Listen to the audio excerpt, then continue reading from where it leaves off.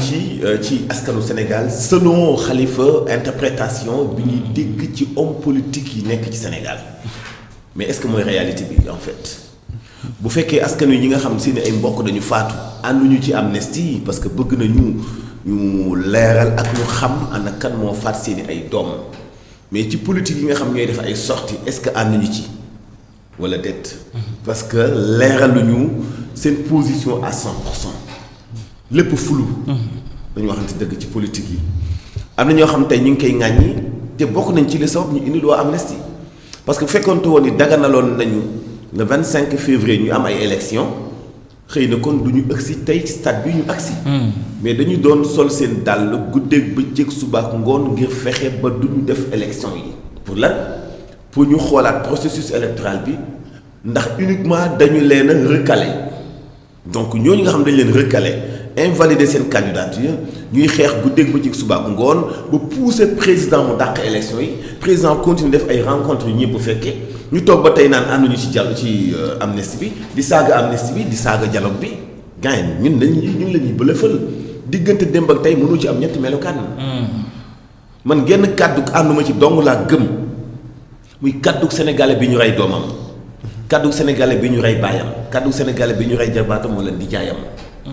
parce que képp ku dee am na noo positionné woo ci biir askan wi ñooñu seeni ay kàddu mën nañu ko gëm mën nañu ko jàpp ni bu ñu sañoon justice am tey amnistie bii mu ngi soog a am ci Sénégal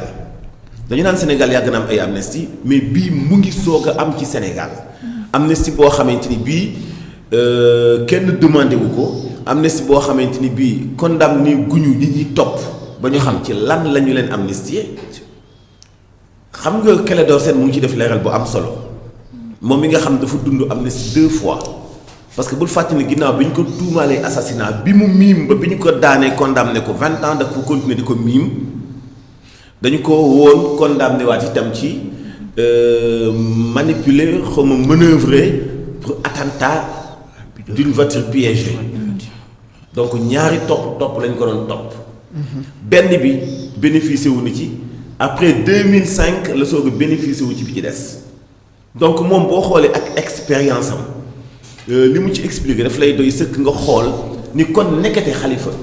benn nit mun na def ay def yoo xam ni bu ñu indee loi amnistie sax même bu ñu ko condamné du bénéficié wu ci ñaar yépp mais loi amnistie bi ni ñu ko dëxëñee ki ñu àttee ki ñu àttewul ki leer ni moo def ak ki leerul ni deful ki ñu tuumaal ki ñu war a topp ki ñu war a enquête li ñu war a gëstu lépp dañ ko dëxëñaale ci biir amnistie bi conséquence bi def mook daanaka dàq élection 25 yi ñooy am mais tey doo xam ñoom tànk bi ñuy feccee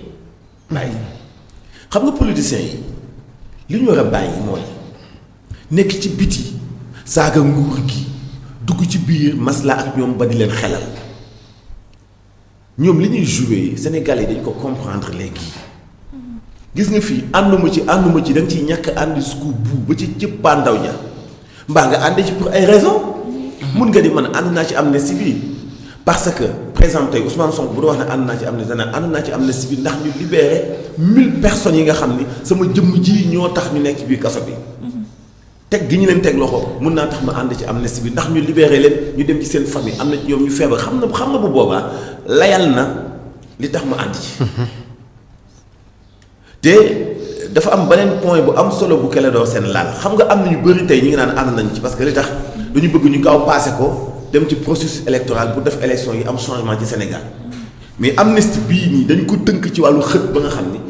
bu fi nguur jógee beneen nguur bi koy remplacé waat amul droit laal ko. ah oui ah oui kenn du ko laal. ah bon. yaa ngi teg amnistie bii kenn du ko laalaat. fini parce que juge bi nga xam moo ko ubbiwaat. dañ ci préciser que juge bi amul benn àttekat bu amati capacité laal dossier boobu. c'est grave. donc moo tax di déglu Clédor Sène du leer la ci wax lu am solo lu mët a bàyyi xel non seulement expérience bi nga xam ne am na ko ci bénéficié wu 2 fois ci wàllu amnistie mais daf ko gëstu parce que dañu woon day xaar ba gis motif bi loolu mooy motif bi xool ba xam ëllëg dinañ mën a ubbiwaat amnistie bi wala duñu ko mën a ubbiwaat est-ce que ki koy ubbiwaat dina ko def de façon générale parce que tey bu fekkee dama remplacer président Macky Sall ci bopp réew mi ni dama koy ubbiwaat pour topp ñi nga xam ni ci seen loxo la xale yooyu deewe woon ñu tiré woon ay bal mais mënoo topp ñooñu après bàyyi ñi nga xam ni dañoo toj seen ay bérébu liggéeyukaay ba ñu doon ay cheveux wala ñu doon ay nit ñoo xam ne tey banque da leen di topp ba nangu seen ay biens. mënoo topp ki rey bàyyi ki perte. waaw loolu moom mënul nekk. parce que ki ñu lakk ay milliards am itam. ci biir amnistie bi la bokk. ñoom itam dañuy perte est-ce que xam nga ñoo dañuy perte. ñi doon xaar yoon fay leen ñi doon xaar dem ci justice ñi doon xaar topp samba booy yàq seen bérébu liggéeyukaay ñoom ñëpp dañuy perte donc mënoo ubbi dossier bi genn wàll gi bàyyi genn wàll gi. démb maa ngi lay wax ni le président Macky Sall dafa am ñu yeewu ñu koy xelal ci wàllu justice te xam ko lool lenn lañ mën a am nga ànd ci wala ñàkk ci ànd mais doo ko mën a condamner à plus forte raison nag bu fekkee dafa jàkkaarloo ak ñoo xam ni dafa leen maîtriser. président Macky Sall dafa maîtriser opposition bu Sénégal parce que xam na ne ñi ci kiling bariwuñu ñii li galen bi ñuy tëgg ci biti ak bi ñuy tëgg ci biir sa diamétralement opposé du benn. léegi bu demee ba xami ko noonu ci ñoom xam ne ay benn xëy na ñoo fecciwul galen boobu noonu dina am benn respect pour ñoom tey amul benn opposant fii Sénégal laa la wax ku Macky Sall respect bi mu la jox toll na ni bi mu jox waa PUR ak PASTEF. lu leer laa lay wax lu ma xam laa lay wax ñu bëri ci opposition bu Sénégal respect bi président Macky Sall jox PASTEF ak PUR jox leen ko su ma waxee loolu xam nga li tax bëri na ci ñoom ñoo xam ne tey li ñuy wane ci biti ak li ñuy wane ci biir du benn juñu naa la fi un jour ni la miir yi nekk palais bëri na xar kanam yi ñu xàmmee comme miir yi nekk ci kër Macky Sall bi nekk Mermoz génn nag ŋàññi ko ba doyal bu noppi dugg xelal ko ci yenn doxalin wala nga nangu li ñu teg ci sa kanam wala nga nangoo tayle sa ay nattangoo pour sa avantage yu bopp moo tax dàq élection yi yalwaan yi mu këpp dafa bëri bàyyi. waaw oui yalwaan yi mu këpp dafa bëri. ci opposition ci opposition kenn ku nekk ak li nga daalante woon ak espoir bi nekkoon ci yow pour dëgëral sa CV pour am foo egg ci wàllu politique. Baye Moussa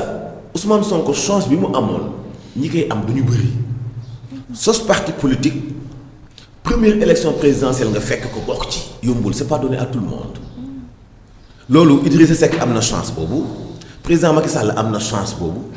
Ousmane Sonko am na chance boobu du ñëpp ñoo ko mën a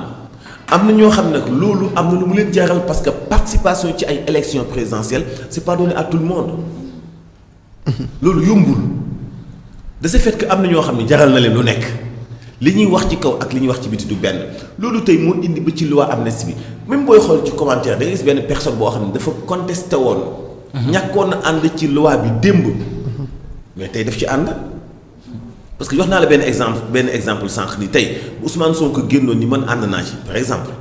man ànd naa ci ndax ñu génn ci kaso bi ñi nga xam ne sama jëmm jee tax ñu nekk ci kaso bi te ñu ñi tawat ñi nekk ay père de famille ñi war a dem ci seen ay njaboot joxe ci ay motifs. mais nit yi nañ mën a comprendre mais bu dul moom tey boole ci li gën a doy waar mooy même médias yi bi ñuy wax ñépp seen bët dafa tegu ci position Pastef mais pourquoi ñu bëgg a interpréter rek position Pastef pourtant ñi ñu validé woon pour ñu dem ci élection yi 19 lañ ñi jële woon seen ay këyit pour di wuti parrainage ëpp nañu 200 et pourtant am na ñeneen ñoo xam ne sax uti wuñu ay parrainage te nekk ay parti politique yu ne ci opposition bi mais kenn ku nekk am nga sa mot booy joxe mais tey position Pastef la ñuy interprété démb li ñu abstenir démb ba léegi moom la média yi di commenté démb ba léegi moom la chroniqueur yi di commenté démb ba léegi moom la analyste yi di commenté et pourtant amul lu ci spécial parce que mën nga jël recul bañ a voté bañ a joxe sa kàddu bu fekkee position amagoo position bu leer xam nga lan moo tax est-ce que bi ñu waxee loi d'amnistie bi ak ni ñu ko patamee entre temps ñu war a dem commission est-ce que am nañu fi opportunité dem rencontrer Ousmane Sonko ci prison bi ñoom waa Pastef non est-ce que xam nañu la moo ci nekk position bu Ousmane Sonko xëy na dañ naan waaw wala dañ naan déet dans ce cas député yi du ñu am droit voter waaw ni déet dañuy abstenir et pourtant ñi nga xamante ni bokkuñu xalaat ci côté boobu dañu ko interpréter ni mu leen neexee et pourtant loolu mooy jeu bu baax bi parce que ni ñu ko patamee est-ce que egg nañ ci gisante ak Ousmane Sonko ba ñu xam tànk ban la ciy fecc wala déet à plus forte raison am na ay mauvaise foi yi wax ni Sonko dafa tàccu ci loi d'amnistie bi dafa jënd glace. waaw am na ñuy wax loolu de. yéeme na. mais El Hadj ñiy wax loolu est-ce que nekkul politiquement lañ bëgg a tey utiliser loolu comme arme pour mën a. peine perdue Baye Moussa. déstabiliser. peine perdue Baye Moussa parce que ñoom ñiy wax loolu pour am lu ñu gàkkal ci deru parti opposition yi dëgër yi mel ni Pastef fii ci Sénégal crédibilité bi leen Sénégalais yi joxuñu leen ko ñoom beneen bi ci des mooy mënuñu laa dénk aw ŋàbbinu askan yow Ousmane Sonko dong nekk sa job ñun ñëpp dañ leen a dénk aw ŋàbbinu askan dundunu askan wi souffrance u askan wi coonowu askan wi mais Ousmane Sonko donc mënut nekk seen programme pendant 3 ans 4 ans loolu boo ci nekkee doo def résultat donc dañu mujj lu dul mbese yi di wax naan jënd na glace naan dem na fii amul kenn dem maa ngi dégg Djibril Gueye Ndiaye bi muy expliquer moment yi Ousmane Sonko doon def vidéo mi doon ko enregistré ci saalam bi nekk ci kaw ci këram nga xam ni wuute na lool ak ni ñu ko foogee woon wuute na lool ak ni ñu ko doon interprété pour wax la ni ñi féete ak nguur gi ci wàllu politique ba ci sax ñenn ñi féete ci opposition dañuy am benn démarche boo xam ne Baye Moussa dañuy bañ Sénégal yi comprendre leen mais comprendre nañu leen parce que mënoo cautionner lu dàq ay élection ba noppi di ŋaññi loi d'amnistie bi parce que loi amnistie bi bu ñu dàqul woon élection yi tey du ñu ci ëgsi te wax naa la ni mënoo jël benn lay kese ni du ñu bàyyi loi amnistie muy jàll ndax bakken yi dee respecté wu ñu leen justice dafa war a wax ci bakken yooyu d'accord mais ñi ci yàqule seen alal nag ñi taal seeni oto nag et tant d'autres xaalis bi ñu détourné nag ñi sàcc alalu askan wi nag ñoom ñëppay bokk ci amnistie bi est-ce que dañu bëgg a soppi Sénégal benn arène boo xam ni toujours day am làmb